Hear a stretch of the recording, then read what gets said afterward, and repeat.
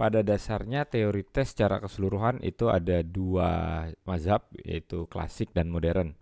Nah, untuk parameter ukuran klasik itu seperti sudah kita bahas bahwa ada validitas, reliabilitas, daya beda, tingkat kesukaran, fungsi pengecoh, kesalahan pengukuran, dan equating atau penyetaraan.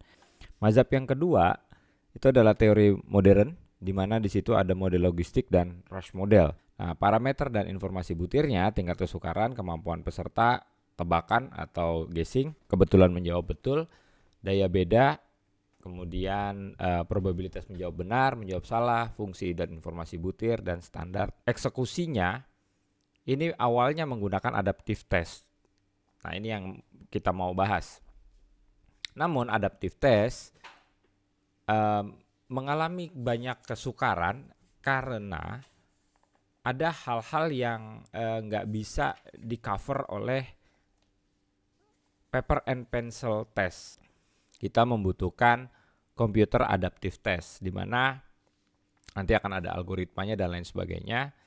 Dan berikutnya pada perkembangannya kita menggunakan multi-state atau berjenjang, ya, tahapan berjenjang dari adaptive test. Sebelum kita nanti mungkin masuk ke materi-materi yang nuansanya agak modern, di situ ada yang namanya klasik.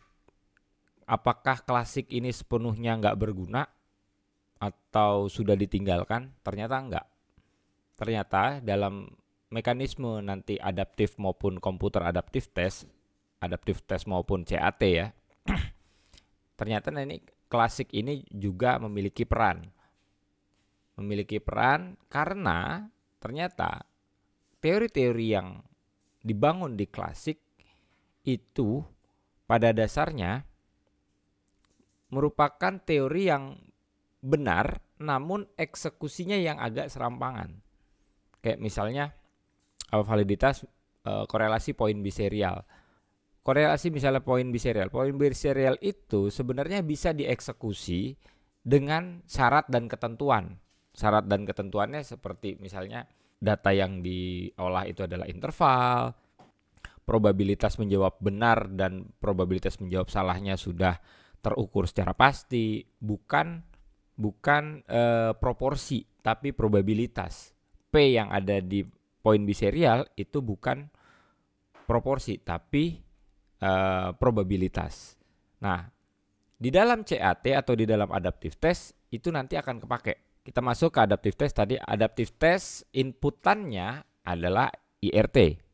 Teori modern lah, kalau misalnya ada yang sensitif menggunakan IRT atau item response theory yang agak berbau logistik model, nah kita pakai tes modern istilahnya ya. Dia adalah salah satu aplikasi atau eksekusi, bisa aplikasi bisa eksekusi dari pendekatan IRT dalam penggunaan CAT. Jadi adaptive test itu sebenarnya breakdown atau hilirisasi dari penggunaan IRT atau teori modern. Nah, nanti pada penggunaannya ternyata adaptive test itu memiliki kendala-kendala yang akhirnya menggunakan komputer adaptive test dalam eksekusinya. Adaptive memiliki pengertian bahwa item yang diberikan sesuai dengan kemampuan setiap penempuh tes. Ketika kita bicara tentang teori modern, baik itu logistik model maupun rush model, kita sudah belajar tentang bagaimana cara mengkalibrasi. Nah, ini yang harus ditekankan bahwa yang ada di IRT itu bukan sekedar validasi, tapi juga kalibrasi. Maka kemampuan dalam membuat butir, baik dari sisi konstruksi, dari sisi materi dan bahasa, itu tetap dibutuhkan. Jangan lupa tentang konstruksi alat ukur, evaluasi pembelajaran, kemudian apalagi pengembangan instrumen mungkin ya, terus juga psikometri, jangan sampai lupa. Sehingga setiap individu akan mendapatkan seperangkat item yang berbeda. Di dalam multidimensi ERT, kemudian dalam psikometri, dalam konstruksi alat ukur, kita selalu dengung-dengungkan bahwa kekuatan atau kelebihan dari modern test itu adalah setiap peserta memiliki soal atau diberikan soal yang sesuai dengan kapasitasnya. Kan pertanyaannya bagaimana kita mengetahui si anak itu kemampuannya misalnya 0,5. Selama ini kan jadi pertanyaan, iya udah kita kalibrasi, sudah setarakan gitu kan dengan model logitnya segala macam dan lain sebagainya. Tapi pertanyaannya bagaimana cara mengeksekusinya? Dari mana kita tahu bahwa kemampuannya dia 0,5 atau dia tuh kemampuannya 1? Nah, ini PR bagi psikometri maupun konstruksi alat ukur multidimensi IRT. Karena materi di mata kuliah tersebut hanya sampai kalibrasi. Sedangkan untuk sampai adaptif dibutuhkan satu step lagi, yaitu item bank. Nah, sampai situ sudah selesai? Belum. Karena item bank hanya storage. Dia butuh algoritma untuk memanggil butir-butir soal dan butuh juga pemrograman, baik itu bersifat criterion maupun stopping rules. Jadi ada criterion stopping rules, ada stopping criterion. Nanti kita bahas abis ini. Nah, Lung mengatakan bahwa dalam CAT seorang penempuh tes diberikan item yang dipilih berdasarkan tingkat kemampuan yang diperkirakan. Item yang dipilih berdasarkan kemampuan yang diperkirakan. Karena setiap individu mendapatkan perangkat T item yang sesuai dengan kemampuannya, maka CAT termasuk dalam Tailor Testing Me. Maksudnya dia sifatnya custom. Dengan demikian, CAT berbasis IRT biasanya berisi lebih sedikit item dibanding pengukuran paper and pencil test yang biasa atau konvensional. Kita masuk ke algoritma. Tadi kan kita butuh algoritma. Algoritma yang dipakai pada CAT apabila penempuh tes tidak bisa menjawab benar pada item yang diberikan, maka komputer akan memberikan item yang memiliki derajat kesukaran lebih rendah. Makanya tadi di tiap-tiap tingkat kesukaran kita wajib memiliki butir, perwakilan butir. 5 cukup? Sebenarnya enggak kalau kita mau lihat secara ideal ya. Paling enggak 10 sampai 20 di tiap tingkatan. 0, 0,1, minus 0,1, minus 0,2, 0,2, minus 0,3, 0,3 gitu.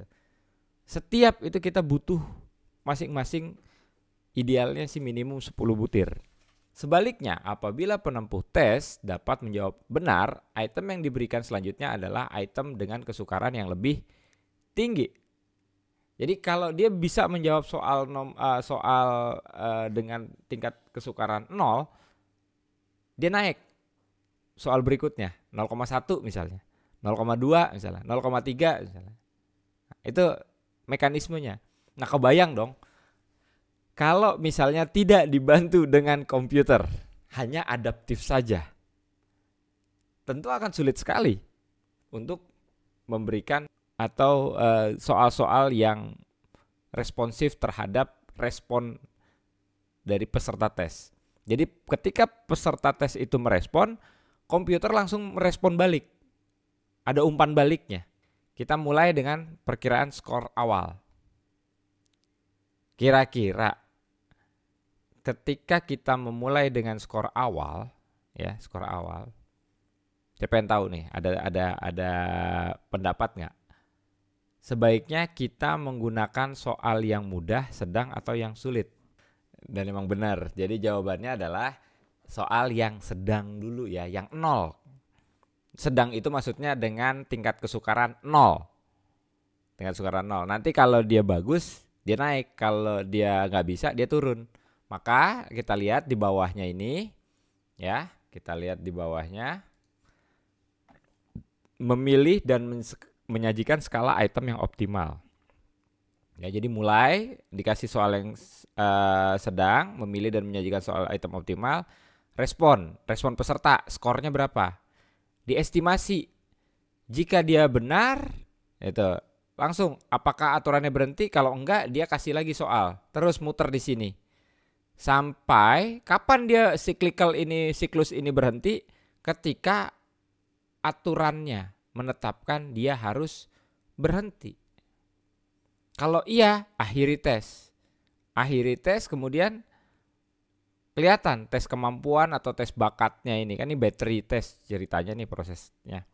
Nah, akhiri. Kalau udah akhiri, battery test di stop atau enggak? Kalau enggak, berarti administrasi tes berikutnya balik lagi. Nah, nanti dia masuk kriteria errornya enggak gitu. Nanti ada kriteria-kriteria yang penstopan itu. Kalau dia memang sudah memenuhi kriteria salah satu atau beberapa kriteria yang ditetapkan oleh algoritma komputer, maka dia stop, keluar berapa kemampuannya. Kalau enggak, dia balik lagi. Estimate lagi, kasih soal lagi, terus sampai dia stop. Selesai di sini nomor 9 ini dia keluar berapa kemampuannya. Nah, perkaranya kan adalah bagaimana aturannya, ya toh. Akhiri tes, jika iya, akhiri tes baterai, jika memenuhi dia langsung mundur, ketika dia belum, dia balik lagi ke atas.